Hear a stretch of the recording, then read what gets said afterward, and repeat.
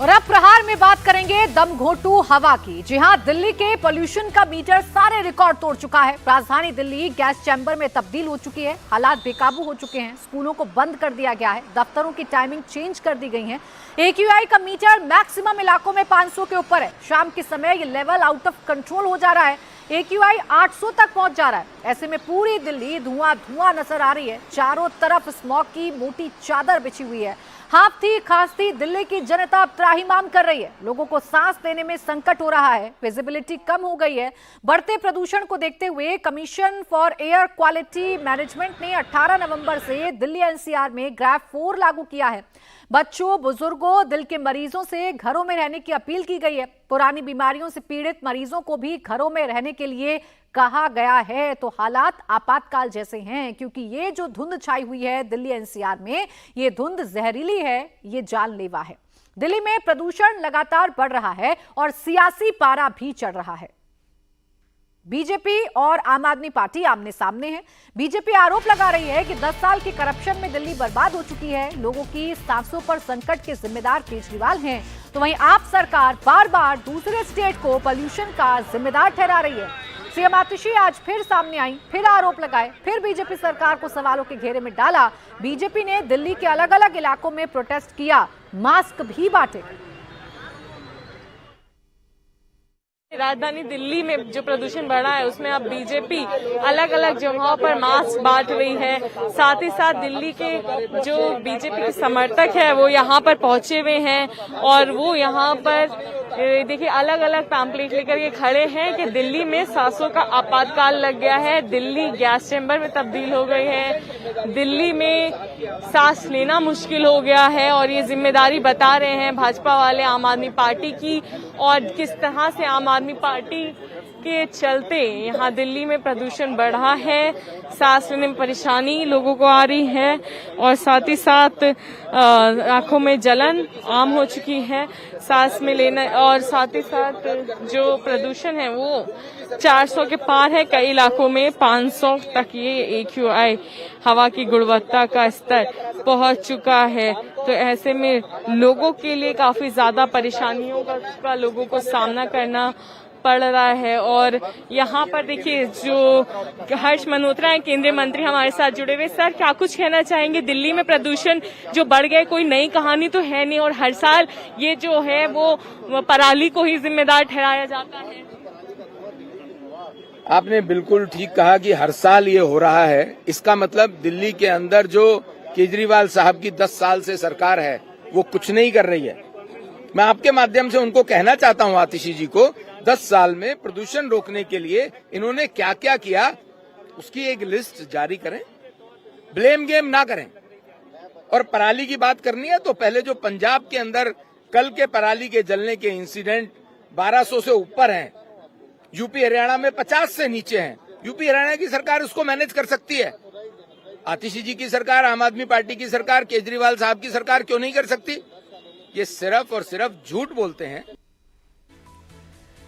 दिल्ली में हाल बेहाल है। हर बढ़ता दिन दिल्ली के लोगों को मुश्किलों में लाकर खड़ा कर रहा है। ऐसे में सबसे ज्यादा उम्मीदें राजनेताओं से हैं, लेकिन ये राजनेता क्या कर रहे हैं? एक दूसरे पर आरोप प्रत्यारोप कर रहे हैं। एक जंग से छिड़ी हुई है अपने आप को बेहतर बताने की। संकट में दिल्ली फंस चुकी है। सीएम आतिशी कह रही हैं कि केंद्र जब तक कोई हल नहीं निकालता प्रदूषण पर कंट्रोल नहीं हो पाएगा। तो बीजेपी कह रही है कि 10 साल से लोग केजरीवाल की नीतियों का खामियाजा भुगत रहे हैं। अब इससे बचना है तो दिल्ली से केजरीवाल की विदाई जरूरी है। मेरा तो आग्रह रहेगा कि जो NCR की बाकी स्टेट्स हैं वहाँ पर ये सच्चाई है कि ग्रैप का बिल्कुल भी इम्प्लीमेंटेशन नहीं होता है। चाहे डीजल बसेस चलना है, चाहे कंस्ट्रक्शन चालू रहना है, चाहे डस्ट रिलेटेड एक्टिविटीज़। तो मेरा तो ये आग्रह रहेगा कि बाकी स्टेट्स जो NCR में हैं, चाहे हरियाणा है, राजस्थान है, उत्तर प्रदेश है, वो भी ग्रैप को इम्प्लीमेंट करें।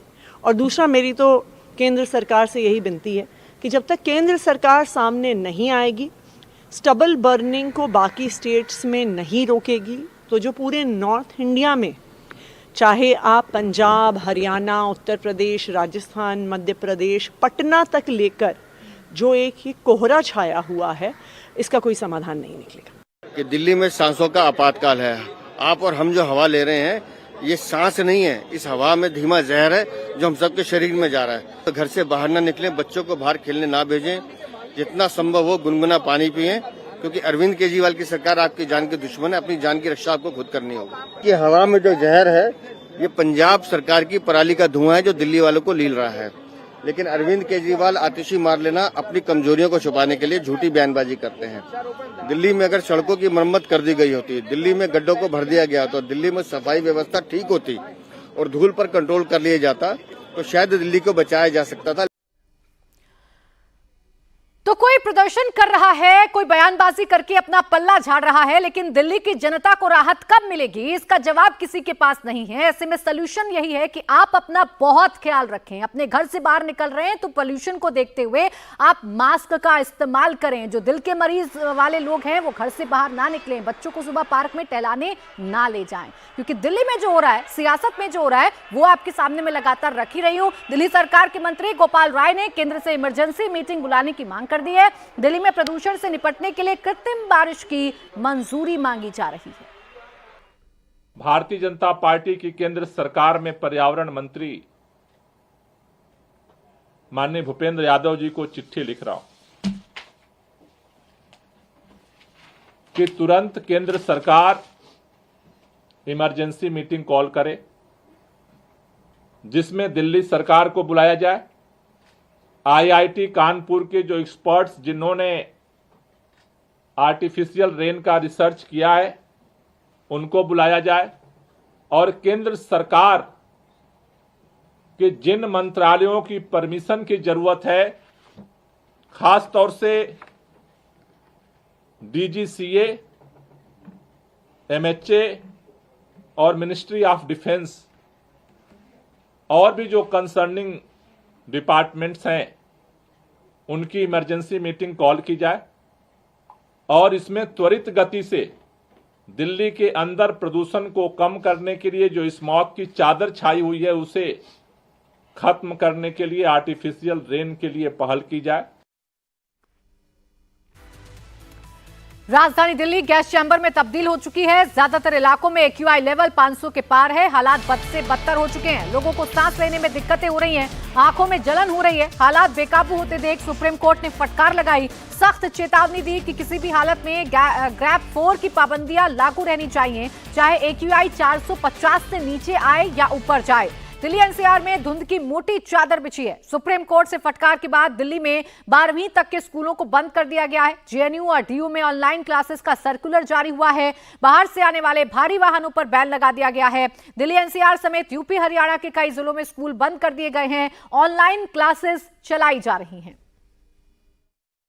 दिल्ली की आबो हवा में जहर घुल चुका है। दिल्ली गैस चैम्बर में तब्दील हो चुकी है। राजधानी दिल्ली में अगर हवा की गुणवत्ता के स्तर की बात करें तो वो खतरनाक श्रेणी में पहुंच चुका है और एक्यूआई इस समय 400 के पार है, यानी कि जो हवा की गुणवत्ता है वो गंभीर है। अगर राजधानी के हॉटस्पॉट की बात करें तो दिल्ली का आनंद विहार उनमें से एक है। देखिए, आनंद विहार में इस समय हम मौजूद हैं, जहां पे हवा की गुणवत्ता का जो स्तर है वो 500 पहुंच चुका है और ये गंभीर श्रेणी में आता है। और देखिए, यहाँ पर जो यातायात है वो काफी ज्यादा है, गाड़ियों की आवाजाही ज्यादा है, क्योंकि यहाँ पर बस अड्डा है, रेलवे स्टेशन है, जिसके चलते यहाँ पर आवाजाही ज्यादा होती है गाड़ियों की। और साथ ही साथ आनंद विहार नोएडा और गाजियाबाद से भी जुड़ा हुआ है, तो ऐसे में वहां से भी लोगों की आवाजाही होती है।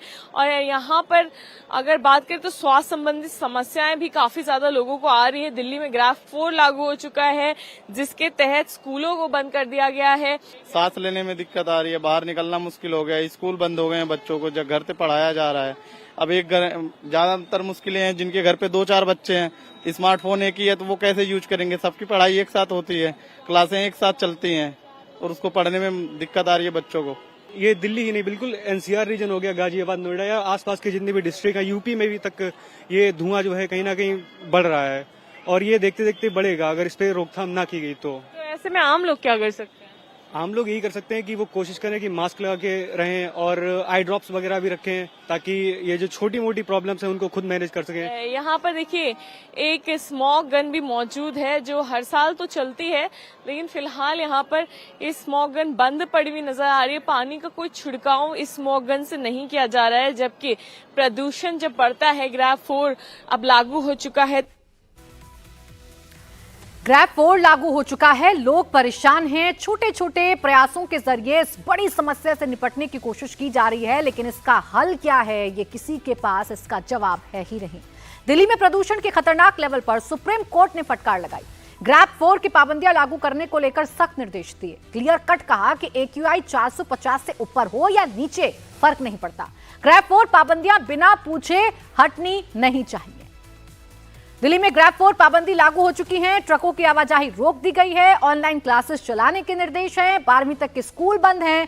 सांसों से जुड़ी बीमारी वाले मरीजों को घरों में रहने की हिदायत दी जा रही है। बीजेपी सांसद मनोज तिवारी ने आज लोगों को मास्क बांटा। राजीव चौक इलाके में बीजेपी के कई नेता मौजूद थे। मनोज तिवारी ने कहा कि केजरीवाल ने दिल्ली को बदहाल कर दिया, लोगों का भरोसा तोड़ दिया। दिल्ली की पॉल्यूशन की पोजीशन इतना डेंजरस है कि इस समय बिना मास्क के चलना अपने जीवन को भारी खतरे में डालना है। ऐसी स्थिति में अब हम लोगों को जागरूक कर रहे हैं, अवेयर कर रहे हैं। हम ये भी जानते हुए कि हमारे मास्क बांटने से पूरी दिल्ली के 3 करोड़ लोगों को तो मास्क नहीं पहुंच जाएगा, और दिल्ली सरकार में बैठे हुए लोगों ने मौत परोसी है। उन लोगों ने इसकी चिंता करना तो दूर, इस पे न कोई बैठक हुई। तो मास्क बांटकर अपील करके अपना पल्ला नेता झाड़ रहे हैं। दिल्ली को मास्क की नहीं बल्कि एक परमानेंट सॉल्यूशन की जरूरत है। 15 अक्टूबर को दिल्ली में ग्रैब 1 लागू हुआ था और अब नौबत ग्रैब 4 तक आ गई है। पाबंदियों का आखिरी स्टेज भी पार हो चुका है। सारे इंतजाम और सारे दावे फेल हो चुके हैं। धुंध की चादर में ऐतिहासिक धरोहर भी नजर नहीं आ रही। इंडिया गेट और अक्षरधाम एरिया में विजिबिलिटी बेहद कम है। आगरा में भी ताजमहल छिप गया है।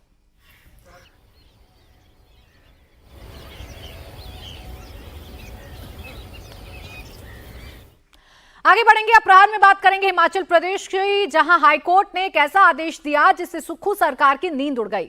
हिमाचल हाईकोर्ट ने दिल्ली के मंडी हाउस में बने हिमाचल भवन को अटैच करने का आदेश दिया है। हाईकोर्ट के ये आदेश बिजली कंपनी की रकम न लौटाने से जुड़े केस में दिया गया है। अदालत ने बिजली विभाग के प्रधान सचिव को इस मामले में फैक्ट फाइंडिंग जांच के आदेश भी दिए, ताकि उन अधिकारियों की जिम्मेदारी तय की जा सके जिनकी लापरवाही से बिजली कंपनी का भुगतान नहीं हो पाया है। दरअसल हिमाचल प्रदेश के लाहौल स्पीति जिले में चिनाब नदी पर 400 मेगावाट के सेली हाइड्रो प्रोजेक्ट बनना था। फिर अब फ्रंट मनी के तौर पर कंपनी ने 64 करोड़ रुपए जमा कराए थे, लेकिन यह प्रोजेक्ट शुरू नहीं हुआ। फिर कंपनी ने अपना पैसा वापस मांगा तो सरकार से कंपनी को पैसा वापस नहीं मिला, तो मामला आर्बिट्रेशन में चला गया। वहां से फैसला कंपनी के पक्ष में आया और सरकार को आदेश दिया गया कि सरकार 64 करोड़ रुपए को 7% ब्याज के साथ कंपनी को वापस लौटाए, लेकिन बावजूद इसके कंपनी को पैसा नहीं मिला। वक्त बीता और यह रकम बढ़कर 150 करोड़ के करीब पहुंच गई। मामला हाईकोर्ट पहुंचा और अब हाईकोर्ट ने हिमाचल भवन को अटैच करने का आदेश जारी किया है।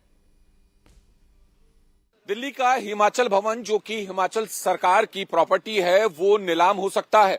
दरअसल हिमाचल प्रदेश हाईकोर्ट की तरफ से एक मामले की सुनवाई करते हुए ये आदेश पारित किया गया और साथ ही दिल्ली के इस हिमाचल भवन को अटैच कर दिया गया। दरअसल मामला चिनाब नदी पर बनने वाले 400 मेगावाट सेली हाइड्रो पावर प्रोजेक्ट का है, जो कि मोजर बियर नाम की कंपनी को दिया गया था, लेकिन ये प्रोजेक्ट लग नहीं पाया, जिसके बाद मामला आर्बिट्रेशन में पहुंचा और वहां पर कंपनी के पक्ष में फैसला आया। और साथ ही ये भी कहा गया कि जो अब फ्रंट मनी के तौर पर 64 करोड़ रुपए कंपनी ने जमा कराए थे, उन्हें जो है सरकार 7% ब्याज के साथ वापस कंपनी को लौटाए, लेकिन सरकार ने ऐसा नहीं किया और जो रकम है वो 64 करोड़ रुपए से बढ़कर 150 करोड़ रुपए तक पहुंच गई। अब पूरा मामला हिमाचल प्रदेश के हाईकोर्ट पहुंचा और हाईकोर्ट ने कंपनी के पक्ष में फैसला सुनाते हुए दिल्ली के इस हिमाचल भवन को अटैच कर दिया और साथ ही ये भी कहा कि जो सरकार है वो अगर पैसा जमा नहीं कराती है तो स्टे लागू नहीं होगा और ये कंपनी को अधिकार मिल जाएगा इस हिमाचल भवन को नीलाम करने का। इसके साथ ही साथ हाईकोर्ट ने यह भी कहा कि जो प्रिंसिपल सेक्रेटरी हैं पावर विभाग के, पावर डिपार्टमेंट के, उन्हें 15 दिन के अंदर एक जांच करनी है, जिस जांच का आधार होगा कि आखिर जो कंपनी की रकम है वो कंपनी को समय पर रहते वापस क्यों नहीं मिली और कौन अधिकारी इस पूरे मामले के लिए दोषी हैं या फिर किन अधिकारियों की लापरवाही की वजह से ये पूरा मामला सुर्खियों में भी आया और साथ ही साथ कंपनी को उसकी रकम भी वापस नहीं मिली। और 15 दिन के अंदर जो ये पावर सेक्रेटरी रिपोर्ट है वो हाईकोर्ट को सौंपेंगे और उसके बाद आगे की सुनवाई होगी। अब अगर सरकार पैसा नहीं देती है तो कंपनी दिल्ली के हिमाचल भवन को नीलाम कर सकती है। इस प्रोजेक्ट से पहले भी आर्बिट्रेशन में प्रदेश सरकार को कंपनी की ओर से जमा की गई 64 करोड़ रुपए की अपफ्रंट मनी 7% ब्याज के साथ लौटाने का आदेश मिला था, लेकिन हिमाचल प्रदेश सरकार में कोर्ट के इस आदेश की अवहेलना की, जिसके बाद ब्याज समेत यह राशि अब 150 करोड़ रुपए पहुंच गई है। हाईकोर्ट ने कहा है कि दोषी अधिकारियों का पता लगना जरूरी है, क्योंकि ब्याज को दोषी अधिकारी कर्मचारियों से व्यक्तिगत रूप से वसूलने का आदेश दिया जाएगा। हाईकोर्ट के हिमाचल भवन को अटैच करने के आदेश के बाद से ही बीजेपी सुक्खू सरकार पर हमलावर है। पूर्व सीएम और नेता विपक्ष जयराम ठाकुर ने सुक्खू सरकार पर हमला बोला। जयराम ठाकुर ने कहा कि हिमाचल की सरकार किसी भी मामले को गंभीरता से नहीं ले रही। कांग्रेस सरकार को चलते हिमाचल के लोगों की फजीहत हो रही है। सबसे बड़ी बात है कि हाईकोर्ट का फैसला 13 जनवरी 2023 को आया और उसके बावजूद भी सरकार जो है वो गंभीरता से इसको नहीं ले रही है। ये जो सेली प्रोजेक्ट का अपफ्रंट प्रीमियम का जो पैसा 64 करोड़ रुपए देने के लिए आदेश हुए थे, मुझे लगता है कि जो हिमाचल प्रदेश की सरकार सारे विषयों को बहुत गंभीरता से नहीं ले रही है। एक ऐसा जो हमारे हिमाचल के लिए, हिमाचल का तो गर्व है, यानी कि दिल्ली में अगर हिमाचल का दिल है तो हिमाचल भवन है। कोई भी हिमाचली जाता है तो गर्व के साथ वहां जाता है, उसकी ही नीलामी की नौबत आ गई और वो 64 करोड़ रुपए का पैसा आगे बढ़ करके लगभग 150 करोड़ रुपए के करीब पहुंच रहा है। ऐसी स्थिति हिमाचल प्रदेश की आज से पहले कभी नहीं आई। पहली बात, कोर्ट के मामलों को भी सरकार गंभीरता से नहीं ले रही है और एक के बाद एक फैसले जो हिमाचल प्रदेश में जो हो रहे हैं, जिसके कारण सरकार की फजीहत होती जा रही है। आर्थिक तंगी का दौर है, इसमें ये आज से नहीं कई वर्षों से है, लेकिन इससे तो सचमुच में पूरा हिमाचल प्रदेश अब चिंतित है कि अगर हिमाचल भवन की नीलामी हो गई तो आने वाले समय में तो स्थिति ये आएगी कहीं सचिवालय की नीलामी ना हो जाए, विधानसभा को इसके पास हमको गिरवी नहीं रखना पड़ जाए। ये स्थिति बन गई है हिमाचल प्रदेश की।